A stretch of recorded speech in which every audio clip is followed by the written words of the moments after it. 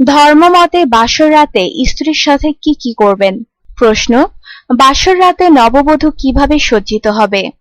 উত্তর, নববধূ মেহেদি ব্যবহার করবে, অলংকার পরবে এবং সাধ্যমতো শরীয়তসম্মত উপায়ে সেজেগুজে উত্তম পোশাক পরিচ্ছদে সজ্জিত হবে। প্রশ্ন, বাসের ঘরে প্রবেশ করে কোনো নামাজ পড়বে কিনা? উত্তর, পুরুষ বাসের ঘরে প্রবেশ করে নববধূকে সহ 2 রাকাত শুকরানা নামাজ আদায় করবেন। প্রশ্ন, বাসর ঘরে ঢুকে নামাজ ও দোয়া পড়ার পর আর কোনো আমল আছে কিনা? উত্তর, বিভিন্ন ইসলামিক কিতাবে বাসর ঘরে ঢুকে উপরোক্ত আমলগুলো করতে বলা হয়েছে। এরপর স্বামী স্ত্রী নিজেদের মতো নিজেরা পরিচিত হতে থাকবে। তবে প্রথমে স্বামী মহর বিষয়ক আলোচনা করে নিবে। তা পূর্ণ আদায় না করে থাকলে স্ত্রীর থেকে সময় চেয়ে নেবে। প্রশ্ন, সঙ্গম শুরু করার পূর্বে সর্বপ্রথম কি করতে হবে? উত্তর, সঙ্গম শুরু করার পূর্বে সর্বপ্রথম নিয়ত সহিহ করে নেওয়া, অর্থাৎ এই নিয়ত করা যে এই হালাল পন্থায় যৌন চাহিদা পূর্ণ করার দ্বারা হারামে পতিত হওয়া থেকে রক্ষা পাওয়া যাবে, তৃপ্তি লাভ হবে এবং তার দ্বারা কষ্ট সহিষ্ণু হওয়া যাবে, সওয়াব হাসিল হবে এবং সন্তান লাভ হবে। প্রশ্ন, অনেকে বলে বাসর রাতে স্ত্রীর সাথে সহবাস করা অনুচিত, কথাটি ঠিক কিনা? উত্তর, না, এ ধরনের কথা ঠিক নয়। এ সময় যে কোনো উপভোগের জন্য স্বামী স্ত্রী পূর্ণ স্বাধীন। তারা সন্তুষ্ট চিত্তে যে কোনো কাজ করতে পারে, তবে অবশ্যই প্রথম রাত হিসেবে একে অপরের চাহিদার প্রতি লক্ষ্য রাখা উচিত। প্রশ্ন, সঙ্গমের শুরুতে কোন দোয়া পড়তে হবে? উত্তর, সঙ্গমের শুরুতে বিসমিল্লাহ বলে কার্য শুরু করা, তারপর শয়তান থেকে পানাহ চাওয়া, অর্থ আমি আল্লাহর নাম নিয়ে এই কাজ আরম্ভ করছি। হে আল্লাহ, শয়তানকে আমাদের থেকে দূরে রাখুন এবং যে সন্তান আপনি আমাদের দান করবেন তার থেকেও শয়তানকে দূরে রাখুন।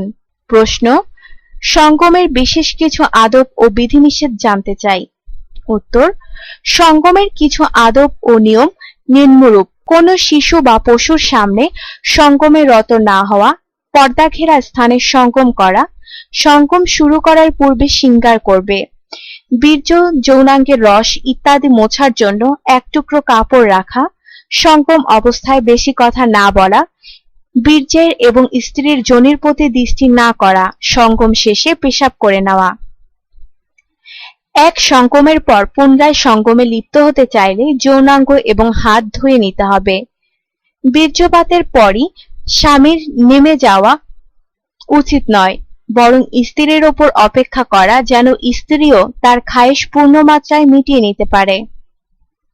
সঙ্গমের পর অন্তত কিছুক্ষণ ঘুমানো উত্তম। জুমার দিনে সঙ্গম করা মুস্তাহাব। সঙ্গমের বিষয়ে কারো নিকট প্রকাশ করা নিষেধ।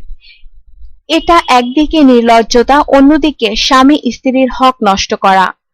সঙ্গম অবস্থায় স্ত্রীর যোনির দিকে নজর না দেওয়া। তবে হযরত ইবনে উমর রাদিয়াল্লাহু সঙ্গম অবস্থায় স্ত্রীর যোনির দিকে দৃষ্টি দেওয়া উত্তেজনা বৃদ্ধির সহায়ক বিধায় এটাকে উত্তম বলতেন।